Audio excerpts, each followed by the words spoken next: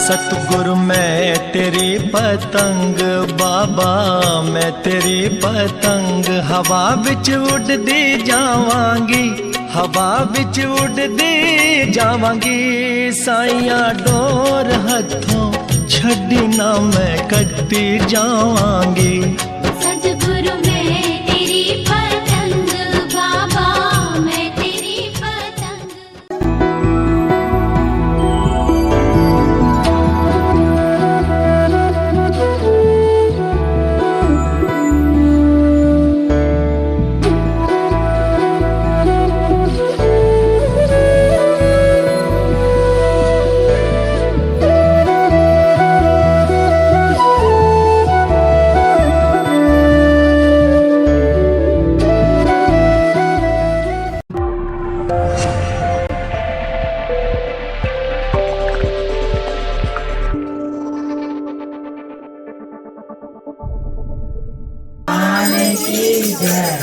सर्व संगत भगवान की जय। और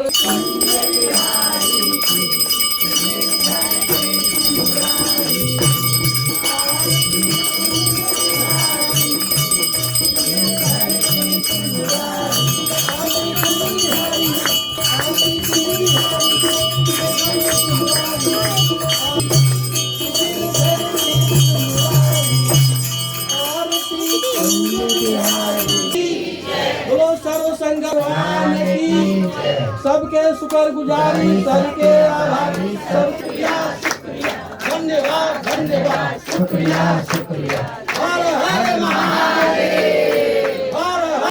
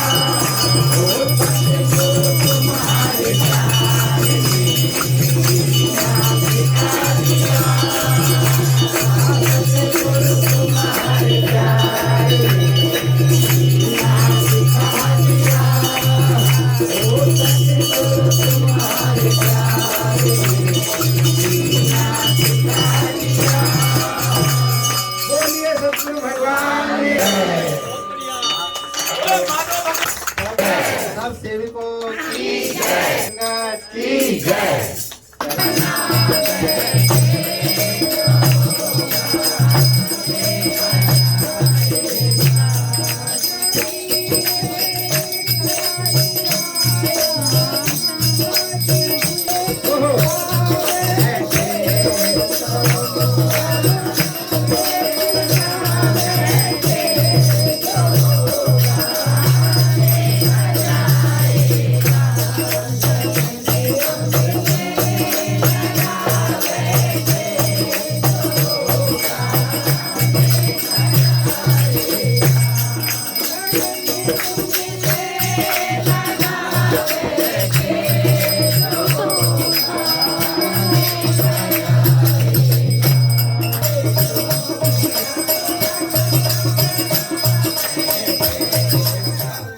और डॉक्टर के लिए ले जाने के लिए वो सुई लगाते हैं ना, भी डरते हैं सुई से। भगवान और दुनिया में आगे से सुई दुनिया लगा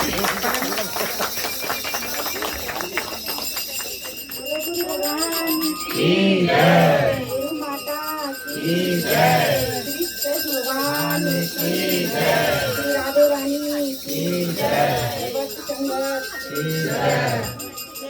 खाने तो तूने आँखों में बसा रखा है, होश वालों को ही मदहोश बना रखा दीवानी हो गई है दीवानी हो गई है दीवानी हो गई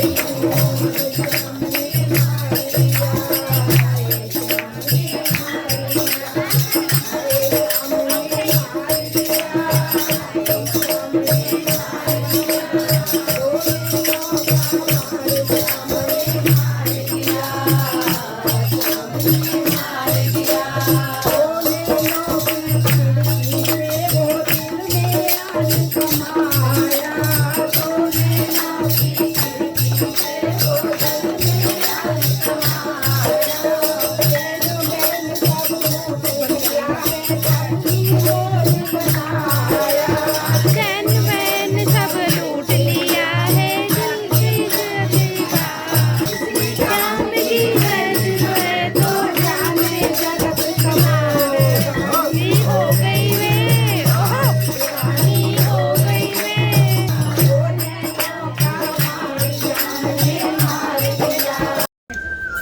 अपना सत्संग में लगन लगा कर तो शुरू में तो सोचता है कि क्या मिलेगा, लेकिन जब वो निरंतर भगवान की भक्ति करता रहता है, उसके प्रति अपना स्नेह रखता है, तो धीरे धीरे उसे आभास होता है कि मुझे कुछ नहीं चाहिए, मिल गया जो मिलना था, अब काम क्या बाकी रहा। भगवान तो सभी के लिए यही बोलते हैं कि मेरे पास आ जाओ। मरने के बाद भगवान के पास नहीं पहुंचा जाता है, हिसाब किताब होता है। जो जो मनुष्य ने किया है उसे उसी की तरह हिसाब किताब मिलता है। हम संसार में सोच लेते हैं कि फलाना मर गया और भगवान के पास पहुंच गया, लेकिन उसने जो जीवन जिया है वो किस तरह का जिया है, घर में, समाज में, देश में, अपने जीवन साथी के साथ, और अपने प्रति क्या करा उसने। जो देह मिली मनुष्य की तो उसने क्या किया, क्या उसने भक्ति सुमरन सत्संग किया या विषय भोगों में लगाया। ये बहुत महत्वपूर्ण है कि मनुष्य देह मिली और उसकी उपयुक्तता क्या बनी। भगवान तो चाहते हैं कि जिसे भी मनुष्य देह मिली है वो मोक्ष की प्राप्ति करे, यानी ये बार बार आवागमन के चक्कर से मुक्त हो जाए, लेकिन हर कोई ये नहीं कर पाता, क्योंकि माया इतनी प्रभावशाली बलशाली है कि मनुष्य उसी के वशीभूत हो जाता है। कैसे बचपन में खेल खिलौने परेशान करते हैं उस बालक को, फिर जब वो किशोर अवस्था की तरफ आता है तो बाहरी चीज़ें उसे धीरे धीरे आकर्षित करने लगती है, और जब वो एक यौवन की तरफ बढ़ता है तो उसे किसी देह की भी इच्छा होती है, धन की भी इच्छा होती है, पद की भी इच्छा होती है।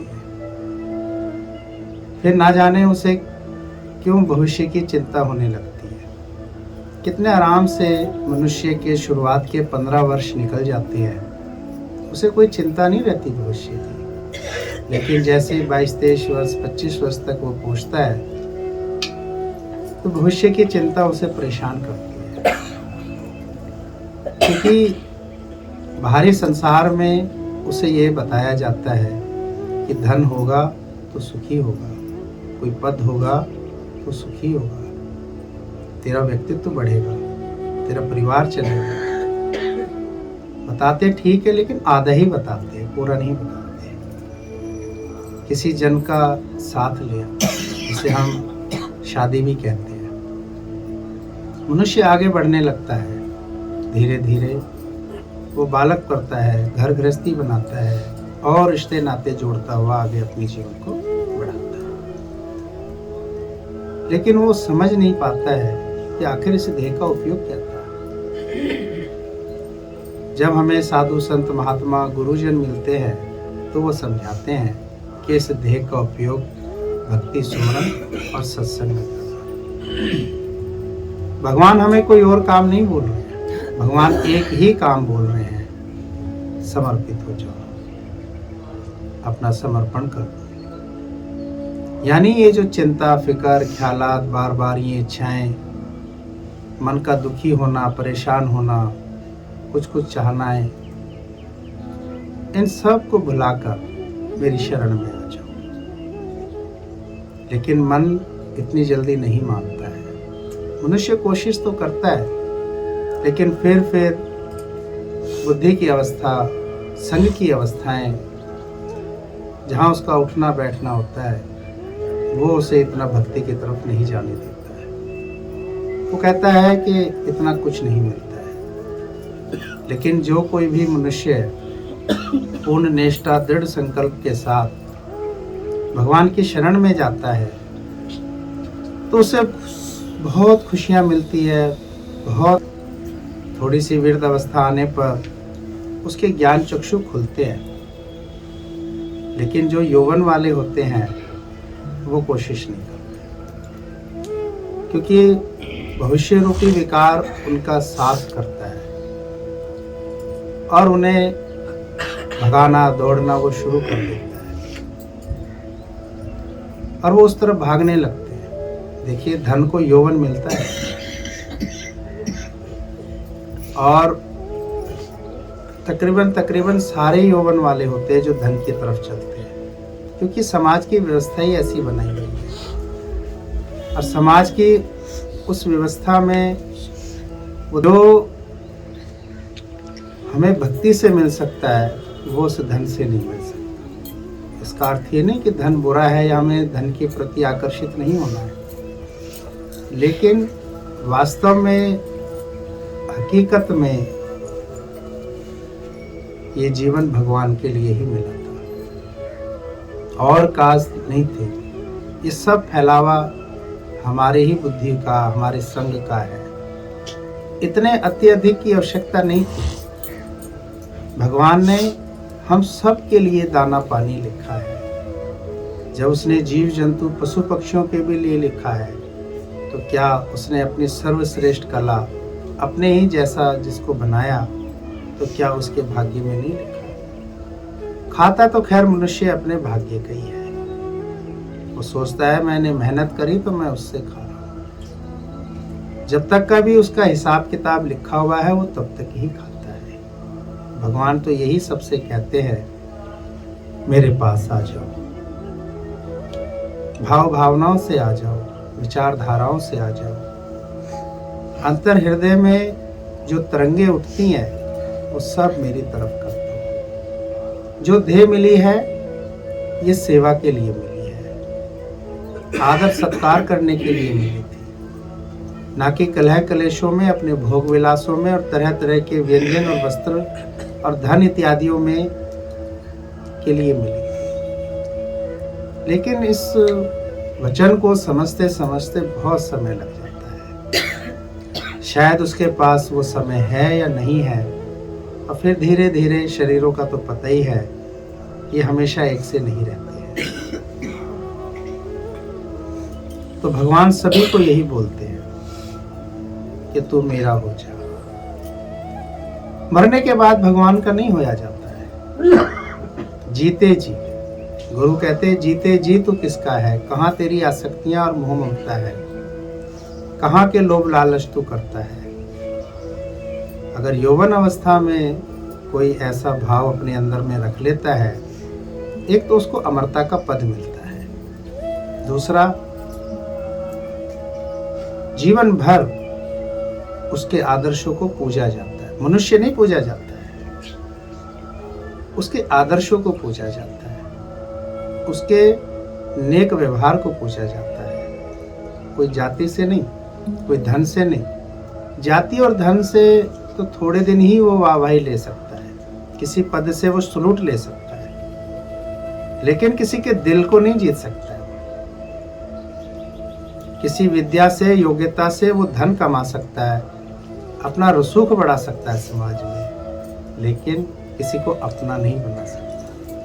अपना तभी वो किसी को बनाता है जब वो सच्चे हृदय से भगवान का हो जाता है। तो प्रेम की महिमा है। जो भी प्रेम करता है इस समाज में, घर गृहस्थी में, वो अमरता को पाता है। बिना प्रेम सब थोते, क्योंकि मनुष्य एक प्रेम है और वो प्रेम करना ही भूल गया। प्रेम करता है वो, लेकिन उसमें स्वार्थ भी रखता है। जो उसे चाहता है, जो उसकी इज्जत करता है, जो उसके मान सम्मान का ध्यान रखता है, तो वो भी करता है। इसको प्रेम नहीं करते।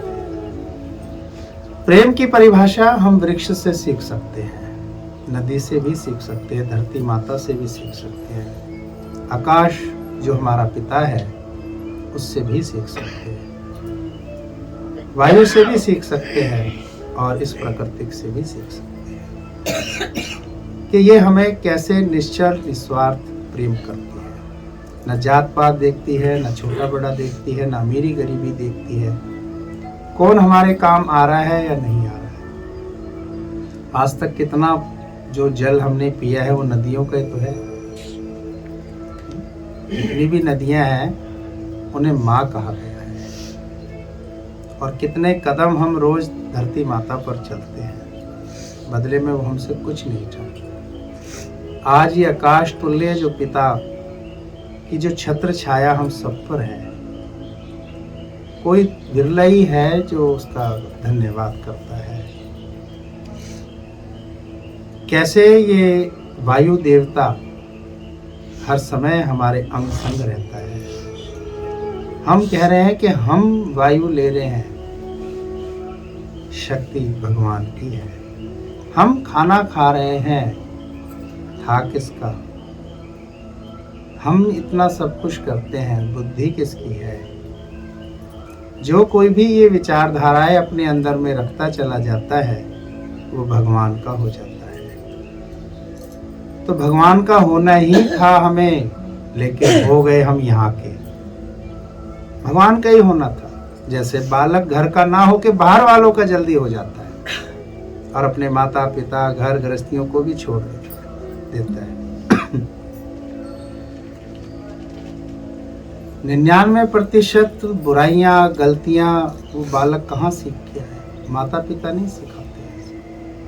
वो तो उस पर निगरानी रखते हैं, उसे समझाते रहते हैं, उसके लिए सही व्यवस्थाएं भी करते हैं, लेकिन मन माया ही ऐसी है। गलत रास्ते बुराइयों की तरफ बहुत जल्दी चला जाता है। इसमें पुरुषों को माफी दी हुई है, महिलाओं को नहीं दी। अगर महिलाएं तनक भर भी कोई गलत काम करती हैं या गलत खान पान इत्यादियों में जाती है या टाइम बे टाइम होता है, तो उनके लिए बड़े कठोर प्रतिबंध है। लेकिन पुरुषों को थोड़ी छूट मिली हुई है इसमें, तो इसलिए पुरुष इस तरफ ज्यादा बढ़ जाते हैं और वो इतने आगे चले जाते हैं कि उनका लौटना बहुत मुश्किल हो जाता है। स्त्रियां शुरू से प्रतिबंध में रहती हैं तो वो नहीं जा पाती है। लेकिन फिर भी दोनों तो नहीं समझ पाए ना कि जीवन किस लिए मिला था। समझने के लिए सभी मनुष्यों को साध संगत में बैठना होगा, मन मुने भाव होकर वचन वाणी सुननी होगी, ताकि उसकी सुध जग जाए, उसके अंतर हृदय की भावनाएं जाग जाए और एक बार चेत जाग जाए कि आया था तू जगत में किस लिए। ये नहीं है कि शरीर की वृद्धावस्था आएगी तो हम ऐसे एक मॉल में जाके बैठे, समय कहाँ चला गया। अगर हमें 500 किलोमीटर की यात्रा करनी है तो टिकट भी 500 किलोमीटर वाला ही लेना पड़ेगा, तो ही हम वहां तक पहुंच सकते। अगर हमने 50 किलोमीटर वाला टिकट ले लिया या ईंधन वाहन में डाल लिया तो नहीं पहुंच सकते। अब हम सभी मनुष्यों का एक ही उद्देश्य था, परमात्मा की प्राप्ति। यानी हमारा नेचर कैसा है इस समाज में, अपने जीवन साथी के साथ, बालकों के साथ, गली मोहल्लों में हम किस तरह से अपना जीवन बिताते हैं। इसमें जो कोई भी निरअहकार होके रहेगा, निरीच्छा होके रहेगा, निष्काम होके रहेगा, तो वो तो सफलता को पा सकता है। अपने जीवन साथी को खुश रखेगा, बच्चों को भी सुख देगा और आस पड़ोस में भी वो मदद का भाव रखेगा। देखिए, प्रभु श्री राम ने बताया गृहस्थ कैसे जिया जाता है। भगवान प्रभु श्री कृष्ण ने बताया कि समाज में कैसे रहना है। तो जीसस क्राइस्ट ने बताया कि हमें सबके साथ कैसे रहना है, मदद के भाव से। वो मदद के देवता माने गए, इसलिए उनका नाम मसीहा पड़ा। वो बिना भेदभाव के सबकी मदद करते, यानी हम इनके जीवनों को देखें और इन्होंने जो जीवन जिया वो मनुष्य देह में जिया और मनुष्य देह में रहकर इन्होंने वो मुकाम पाया जिसे हम भगवान कहते हैं। तो भगवान कैसे बना जाता है? अच्छे नेक कर्म करके, अच्छे आचरण, अच्छे विचार रखकर। और ये सभी बन सकते हैं, ये हमें महापुरुषों ने सिखाया है। जो कोई भी आत्मा परमात्मा जैसे आचरण विचार रखती है, व्यवहार रखती है, मदद करती है, प्यार करती है, घर गृहस्थियों में मर्यादा की तरह रहती है, समाज में वो कृष्ण धारा की विचारधारा से रहते हैं, तो वो भगवान ही होते हैं। जब सिद्धार्थ बुद्ध बने तो फिर वो भगवान भी बन गए। बने वो अपने त्याग और वैराग से और अपने उद्धार हृदय से। उन्होंने उदार हृदय रखा, किसी से कुछ नहीं चाहा, करुणा का भाव रखा। तो सिद्धार्थ से वो बुद्ध कैसे बने? वो प्रेम करने से बने भाई। जो कोई भी प्रेम करता है तो वो धीरे धीरे भगवान नाम से जाना जाता है। तो भगवान जो बनाया जाता है वो शुद्ध मन से बना जाता है। जो कोई भी शुद्ध मन रखता है। अच्छा, आप बताइए, डॉक्टर कैसे घूमते हैं? घर में सोते रहे, कहीं भी घूमते रहे, कुछ भी करते रहे, किताबें कहीं फेंक दें, कॉलेज ना जाएं, कोर्स ना करें, तो नहीं बन सकते। तो बड़ा सरल प्रश्न है कि भगवान कैसे बनाते हैं। मन अंतर की करो सफाई, जब देखो तो प्रीतम ही प्रीतम दिखता है। इसके लिए मन साफ चाहिए। और इन विचारधाराओं का जहाँ एक जगह मिश्रण आ जाता है तो वहां पर एक शब्द आता है भगवान, जिसमें काम, क्रोध, लोभ, मोह, अहंकार नहीं होता, राग द्वेष नहीं होता, डर भय चिंता नहीं होती, भोग विलास नहीं होते। और जो जीवन में उसके बीत रहा है वो कहता है अच्छा है, बहुत अच्छा है। प्रभु श्री राम जी ने कभी नहीं कहा कि माता कैकेयी बुरी है। एक यही आचरण उन्हें राम से श्री राम तक ले गया। इसी प्रकार सिद्धार्थ ने भी कभी नहीं कहा कि मेरी काकी बुरी है। उसने कहा मेरी माता से भी बढ़कर मेरी काकी है, जिसने मुझे संत साधु बनने में मदद करी। तो ये इनके आचरण थे इस तरह से। जीसस क्राइस्ट को इतने पत्थर लगे तो उसने कहा, हे ईश्वर परम पिता, आप सबको माफ कर दो। इन्हें नहीं पता ये सब क्या कर रहे हैं। और जिसने फांसी तक पहुंचाया, शूली तक पहुंचाया, पत्थर तक लगने तक पहुंचाया, ऐसे महान संत शिरोमणि जीसस क्राइस्ट आज वो पूजे जा रहे इस धरती पर। करोड़ों करोड़ों अरबों अरबों उनकी अनुयायी हैं।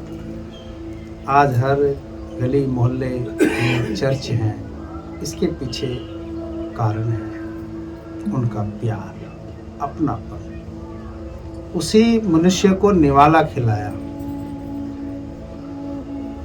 जिसने उन्हें शूली तक पहुंचाया। इसके लिए बहुत बड़ा हृदय करना पड़ता है और ये सब में क्षमता है। ऐसा नहीं कि सब नहीं कर सकते। जिस किसी को भी मनुष्य की देह मिली है वो ये कर सकता है। इसमें नुकसान कुछ नहीं है।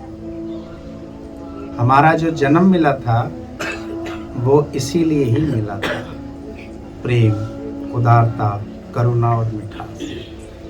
संसार वाले तो बहुत बताते हैं, ये करना है, वो करना है, ऐसे करना है, वैसे करना है, लेकिन भगवान कहते हैं बस एक ही करना था, तुझे गुरु का होना था। और जो भी उसका हो जाता है भगवान उसके ही हो जाते हैं, क्योंकि गुरु के पास क्या है? भगवान। उसके पास यही है। जैसे माँ के पास जब बच्चे आते हैं तो माँ के पास ममता भरा प्रेम है। उसका बालक समाज की नज़र में कैसा भी है, लेकिन उस माँ की नज़र में वो बालक, उसका प्रेम, प्यार है, उसके हृदय का टुकड़ा होता है। इसी प्रकार जो गुरु है वो एक माँ है। उसके पास जो भी आता है वो उसे कहते हैं तू भगवान का हो जा। किसी का मत हो यहाँ पर, सिर्फ और सिर्फ तू मालिक का बन, उसी का ध्यान और स्मरण और उसकी स्तुति कर, चाहे यौवन वाला हो, चाहे बालक हो या फिर तो। लेकिन मन यौवन वाले को नहीं बैठने देगा। बालक को उसने छोड़ा है थोड़ा, लेकिन यौवन वाले को नहीं छोड़ता। वृद्ध वाले को भी फिर वो धीरे धीरे छोड़ देता है। पर जो यौवन अवस्था में आ जाता है, वैसे तो किसी भी उम्र में आ सकते हैं, और इसके लिए बहुत नहीं, क्षण मात्र की मेहनत है। सिर्फ क्षण मात्र की, जितनी चेक में सिग्नेचर करने में कितना टाइम लगता है। कभी पेपर करे जिसने भी अथॉरिटी गया है तो कितना टाइम लगा। और घर वाले कहते हैं बस पिताजी आपको ना सहन करना, बाकी सब काम हुआ पड़ा, हमने सारे काम कर दिए हैं, बस आपको जाना है और आना है। और आपको जाने आने की भी दिक्कत नहीं है पिताजी, गाड़ी करी हुई है, बस आपको बैठना है और आ जाना है, बस आप ये कर दीजिए। उसके जीवन पर्यंत के कमाई हुई कमाई कितनी देर में हो जाती है किसी की? बहुत टाइम लगता है। बोला लाइन में भी नहीं लगने देंगे, बात हो गई है वकील से। बोला आप पिताजी को ले आओ, पैसे बैठे हुए हैं जज साहब। और रास्ते में फोन भी करते हैं, हाँ जी वकील साहब, हाँ आ गए पिताजी, बस रेड लाइट पार कर रहे हैं, आ जाइए, बस जज साहब उठने वाले हैं, पर जल्दी आ जाइए थोड़ा सा। तुरंत गए, करा। देखा पिताजी, हम तो कह रहे थे ना टाइम, पर पिता के हृदय से पूछो, टाइम बहुत लगा था,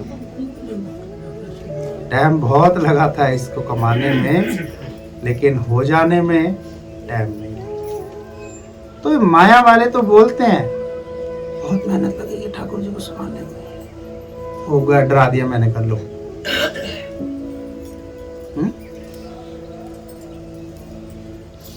और कोई नहीं सपोर्ट करता है कि भैया आप ठाकुर जी ले लो, हम करा देंगे। ये कह देंगे आप बच्चे पैदा कर लो, हम संभाल लेंगे। ये बोल देंगे, सास भी बोल देंगी, दादी भी बोल देंगी, सब नंद भी बोल देंगे, उन्हें तो सब संभाल लेंगे, लेकिन ठाकुर जी क्यों ले आई, कौन करेगा, कौन कैसे होगा, क्या होगा। इतने बड़े जहान को चला रहा है वो मुझे भी चला रहा है। तो उनकी सेवा के लिए तो भक्ति का भाव चाहिए, प्रेम का भाव चाहिए। किसी का इंतजार मत करो। और इस मन की तरह नहीं, वो तो पहले बोलेगा नो, क्योंकि वो तो चाहता ही नहीं कि हम भगवान के हो जाएं, चाहता ही नहीं हम भगवान। देखो कितनी दुर्गति कर रखी है उसने, क्या हालत कर दी। गलत खान पान, रहन सहन, उठना बैठना, चलना फिरना, कितने लड़ाई झगड़े कल, ये सब मन कल्पना के तो है। मेरा मेरा माँ बाप भाई बहन कैसे लड़ते हैं, कैसे, अरे सब यहीं का ही खेल है, कुछ नहीं है। एक भक्ति हमारे हिस्से में है बस, और नहीं है यहाँ हमारा कोई हिस्सा। कौन कह रहा है ये सब हमारा है? कौन कह रहा है ये सब हमारा है?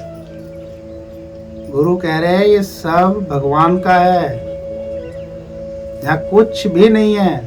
मरने के बाद देखे ना इंसान, उससे कोई नहीं रो रहा है, दूसरी चीजों को रो रहे हैं। दिया नहीं हमें, मर गई, जीते जी हम बोलते रहे, कहते रहे, दिया नहीं, बेकार में सेवा ही करा ली हमारे से। हमें पता होती तो हम तो मरने पे भी नहीं। हमें क्या पता है कि हमारे हिस्से में कुछ लिखा ही नहीं इसमें। हमारे बच्चे कैसे पलेंगे, हम क्या, बच्चे हो रहे 60-60 साल के। मैंने कहा अब इनके पलने की उम्र है या धरती से जाने की उम्र है? और हमारे बच्चे पलेंगे कैसे? ये जाने जाएंगे या यहीं रहेंगे हमेशा? अब तुम्हें नहीं जाना है? नहीं, भगवान थोड़ी सी तो उम्र जिए भी। ये थोड़ी उम्र है क्या? इसको थोड़ी उम्र कहते हैं? थोड़ी बहुत भगवान के लिए भी जिए। बोला अभी उम्र ही क्या हुई है, अभी उम्र ही क्या हुई है? तो माया में तो चलेंगे ना, लेकिन भगवान की तरफ आप जैसे विरला ही आते हैं। आप सबके दर्शन करने से मेरा जीवन कैसे शुद्ध और पाक पवित्र हो जाता है, धन्य हो जाता है। और आप सबको देख के ऐसे लगता है कि साक्षात परमपिता परमेश्वर भगवान प्रभु श्री कृष्ण बैठे हुए हैं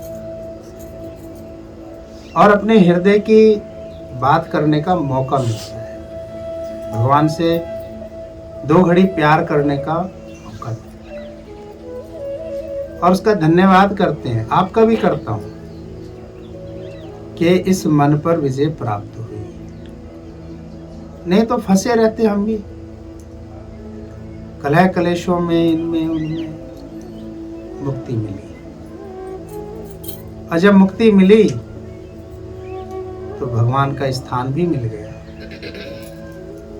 और जीवन सफल हुआ। नहीं तो क्या बनता? तो भगवान का होने के लिए तो क्षण मात्र चाहिए, जैसे वो सहन करने के लिए चाहिए। गुरु कहते हैं बस तू अंतर हृदय से कह मैं भगवान का हूं और भगवान आप मेरे हो। बाकी सब जिसका उसको दे दो, रखो भाई। हमें थोड़ी ना पता है ये हमारा शरीर धीरे धीरे अग्नि देवता का हो जाएगा। कोई नहीं देना चाहता है अग्नि देवता को जीते जी, लेकिन मरण उपरांत अग्नि देवता को देने से कहते शुद्ध होता है। अग्नि मिल गई भाई, चलो भाई ठीक हुआ। तो इसी प्रकार गुरु भी कहते हैं ये जीते जी इस हृदय को परमपिता परमेश्वर के चरणों में रख दो तो जीवन हमारा सफल हो।